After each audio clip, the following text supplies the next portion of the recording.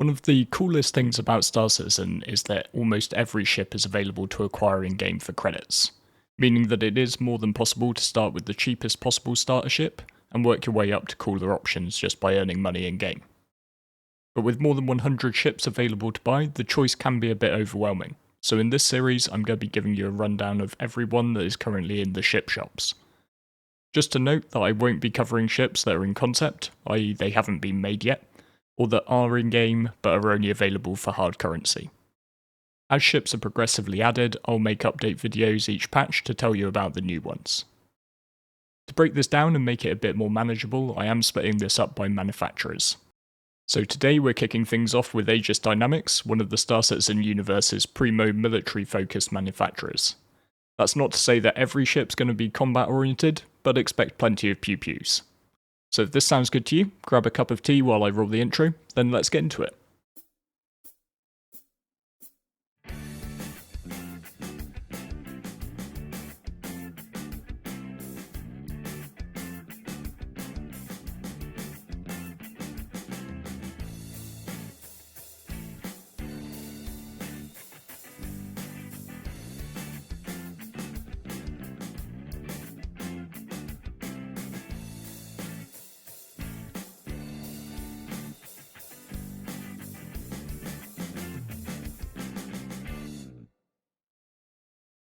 Aegis Dynamics really had its heyday in the Mesa era, during which the UEE was ruled over by an autocratic government, initially led by Ivor Mesa.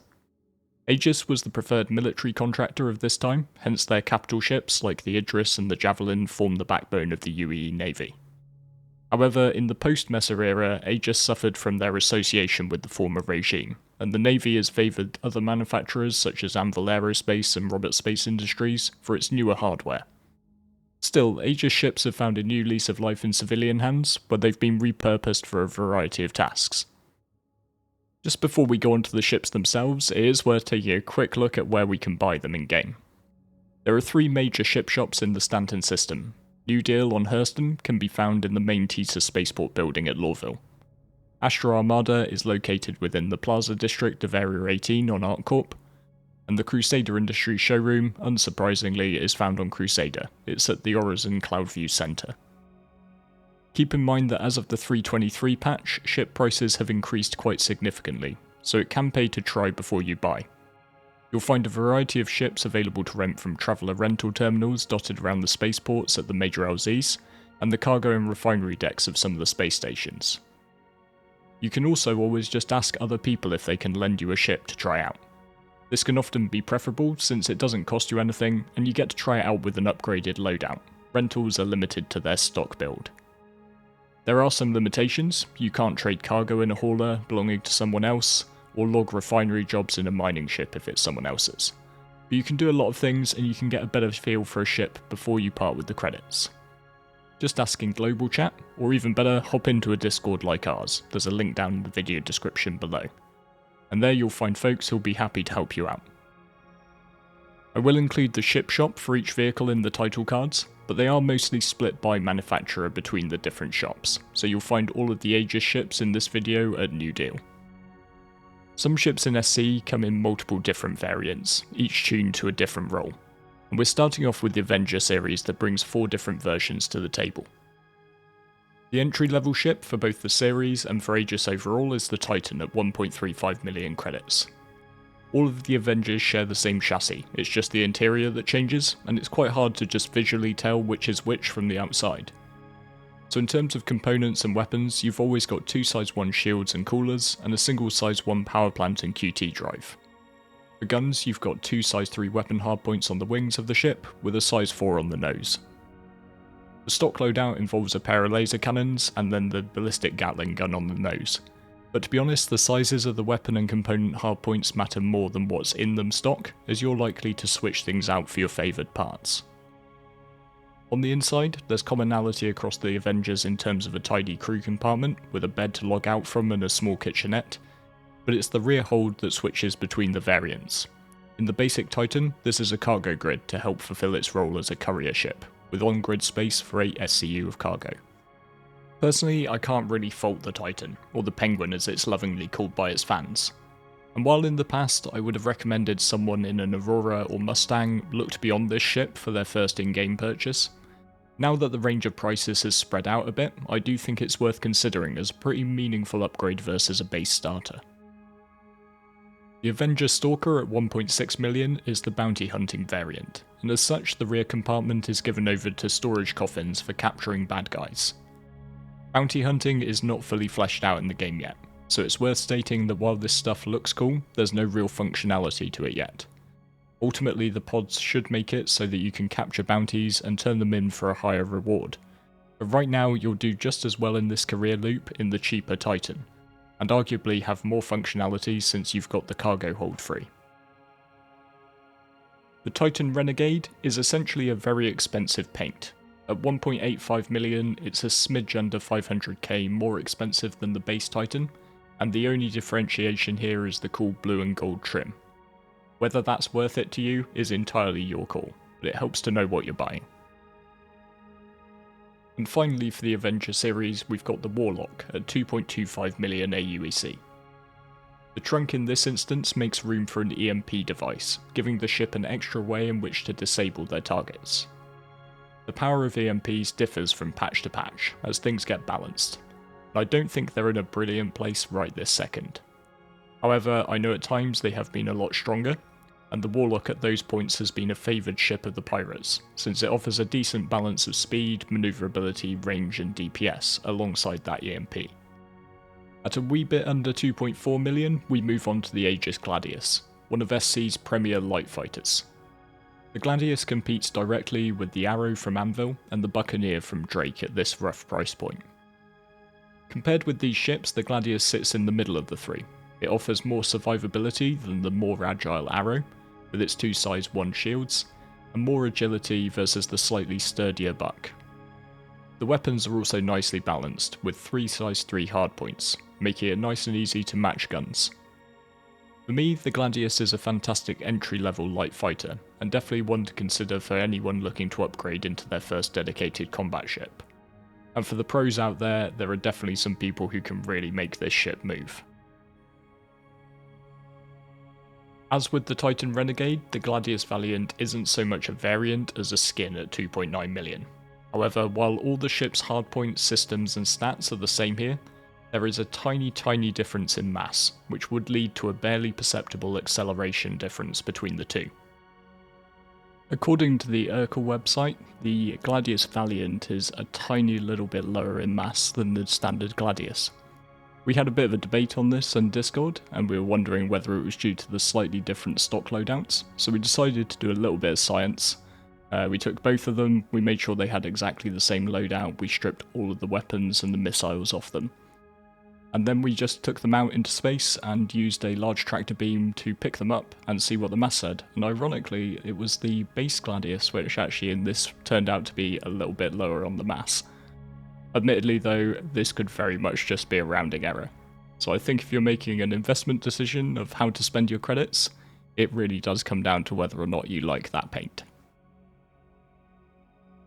At 4.5 million, you can get behind the sticks of Aegis's medium fighter, the Sabre. Versus the lighter fighters, you trade manoeuvrability for additional firepower and survivability. In the case of the Sabre, you get 4 size 3 weapon hardpoints, 2 on the nose and 2 on the wings. You also get pairs of size 1 shields, power plants and coolers, as well as a size 1 QT drive. To give some more hard numbers to the survivability factor though, while the Sabre has similar shielding to the Gladius, the underlying hull HP of 23k is a bit more than 3 times that of the light fighter. Personally, I think medium fighters get a bit of a bad rep, with most combat commentators recommending either end of the spectrum, either the lights or the heavies. I think the mediums do have a solid place in the game. In the hands of pilots who are maybe not quite pro level, they can be a bit more forgiving, giving you that firepower boost without punishing bad positioning quite as hard as a heavy would. And with the new Master Mode's flight model rewarding DPS to a greater degree than agility, I think the gap is set to close. The Sabre certainly has a special place in my heart, as it's one of the first combat ships I unlocked way back in 3.13. You might be pleased to know that this is the last time I'll say it today, but the Sabre Comet at 4.9 million is a paint. At a mere 400k on top of the base Sabre's cost, this one is actually fairly cheap. Thankfully no mass differences to test this time around, so just a simple question of whether you like the look or not. At 7.9 million, you can get your hands on an Aegis Eclipse bomber.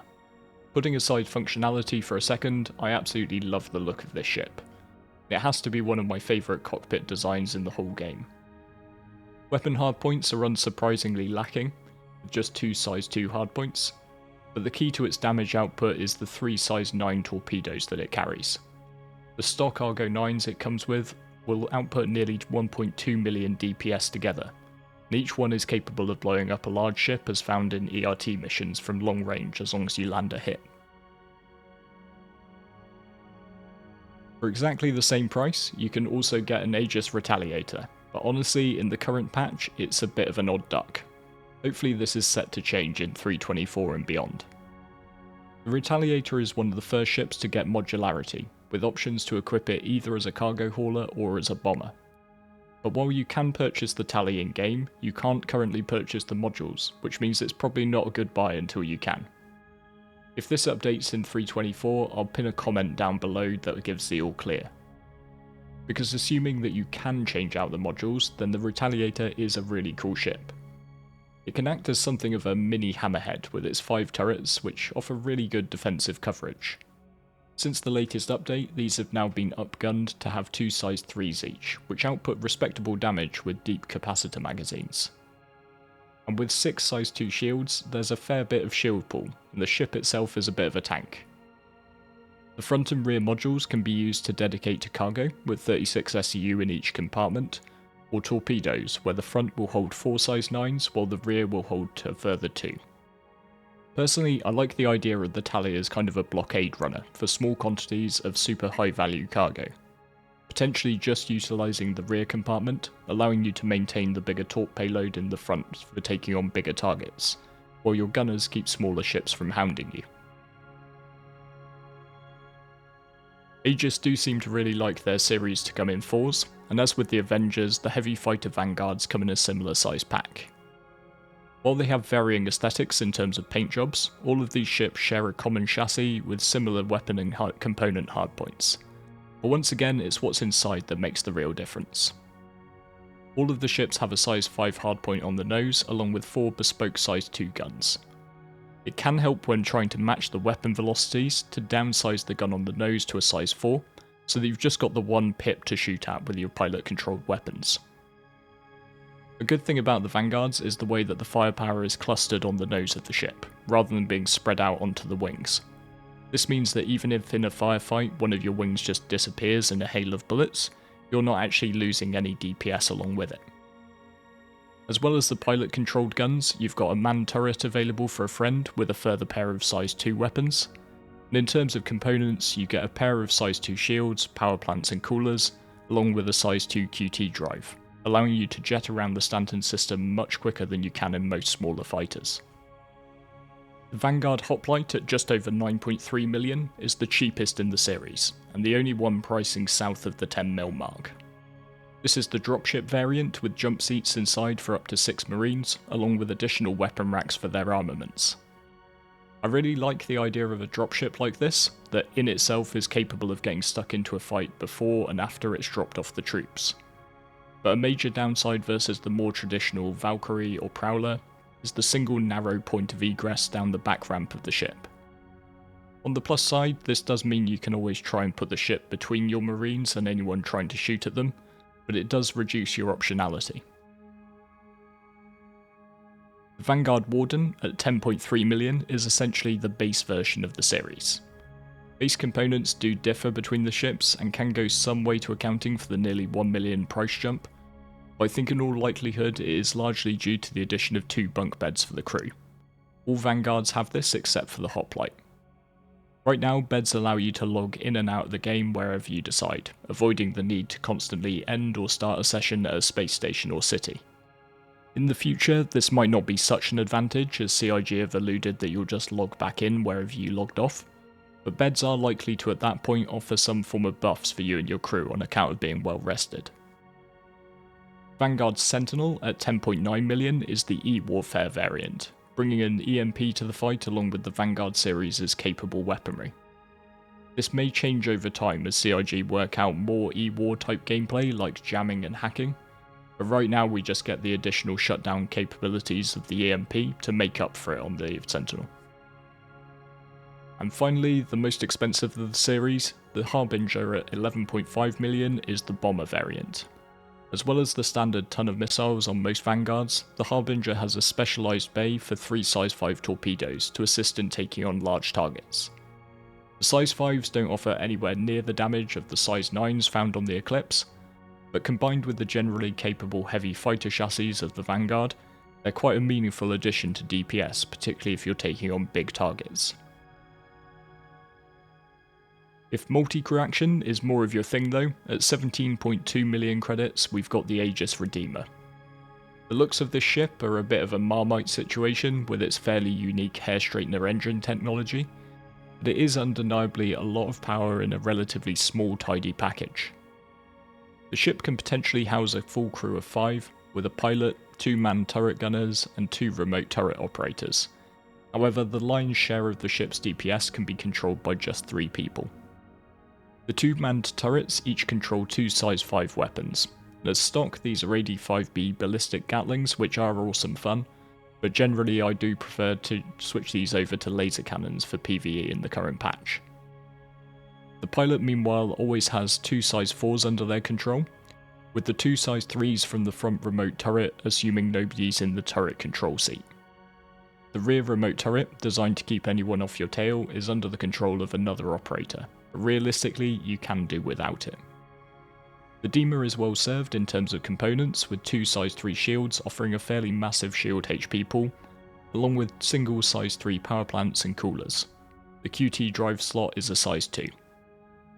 Internally, the ship is split across 2 decks, and while the ship does have some drop shipping capability, with drop seats for a further 4 people on the upper deck, it's a bit of a weird one, since those marines would have to descend a tight ladder to the lower deck to disembark. Downstairs though, you'll find a small kitchen area, complete with its own stock of beer and bunks for the crew. So personally, I think those seats are just for when my crew want to have their lunch. In a rare departure from combat, the Aegis Reclaimer at 31.8 million credits is the current king of the salvage trade. This is a truly massive ship, spread across 5 sprawling decks, and it successfully gives off some distinct Aliens vibes, as you can very easily imagine yourself hiding from an apex predator in the shadowy alcoves. Last time I recorded a breakdown of all the ships in SE, I had to decry the Reclaimer as a glorified paperweight / FPS map, but thankfully no more. Since the addition of salvage mechanics to the game, the Reclaimer has become one of the core industrial money printing ships, capable of scraping valuable RMC from hulls with its 2 size 2 remote salvaging turrets, and crushing all but the largest ships in game with its munching claw to produce less valuable but quicker to make construction materials. Materials go into the ship's internal hopper, which can hold up to 240 SCU, which is then emptied via the 2 processing units down in the salvage processing deck. These stations are capable of producing up to 16 SCU containers, and the ship has a stated capacity of 420 SCU. Although, if like us, you're happy to throw health and safety to the wind, you can cram a good 1000 SCU or so in before the entities get so high that boxes start disappearing on you. While it's not really a fighter, the ship does boast some decent defensive weaponry, with a dual size 5 manned turret and a total of 6 remote turrets dotted around the hull with dual size 3s. The remotes aren't quite as good as they sound though. There are 2 stations that allow an operator to cycle through 3 of the turrets each, but they can only control and output damage from one of those at a time. If you do want to equip your Reclaimer with top-end components, just make sure that you hold back some cash beyond your initial purchase cost, since you've got 3 size 3 shields and 3 size 3 coolers, as well as a size 3 QT drive. The power plant of the ship is actually a capital size 4, there aren't any available replacements to buy for this currently, but it's going to have plenty of juice for anything that you can stick on it. And finally for Aegis, we've got probably the ultimate in terms of multi-crew combat right now, the Hammerhead at 48 million credits. The ship offers seats for 7 crew members, with 1 flying and 6 manned turrets to choose from. 5 of these, particularly the centre top turret, offer pretty decent fields of fire. but the tail gunner generally sees the least of the action, so you can get away with slightly less crew than advertised, but as the pilot you've got missiles but no guns, so it's definitely a ship that necessitates having a crew. Each turret is identical with 4x4 weapons at the gunner's disposal. Master Modes has already massively changed combat in SC, and a big part of the goal was to make big ships more viable. There's still a lot of balancing to do, but you can definitely see the direction of travel in favour of turreted ships over lighter, more nimble fighters. This is definitely going to help the Hammerhead fulfill its promise as an anti-fighter corvette. In terms of components, you've got a pair of size 3 shields, coolers and power plants, baking in a bit of contingency if one does get shut down or if in the future it breaks. On top of this, you've also got a size 3 QT drive. Given the new price after the recent increases, a Hammerhead is definitely going to represent a significant outlay of funds, but considering the requirement for a crew, I think it makes a really good objective for a group of friends to work towards and purchase together. Buy together, fly together. So there we have it for Aegis Dynamics. I'm going to be releasing more videos like this covering the other manufacturers, so if you found this to be a helpful rundown, just be sure to hit subscribe to stay tuned for more. And feel free to drop a comment down below letting us know which your favourite is, or even if you just think that Aegis is a terrible manufacturer that you'd never touch. But with all that said, thank you very much for watching all the way to the end, and I look forward to seeing you next time.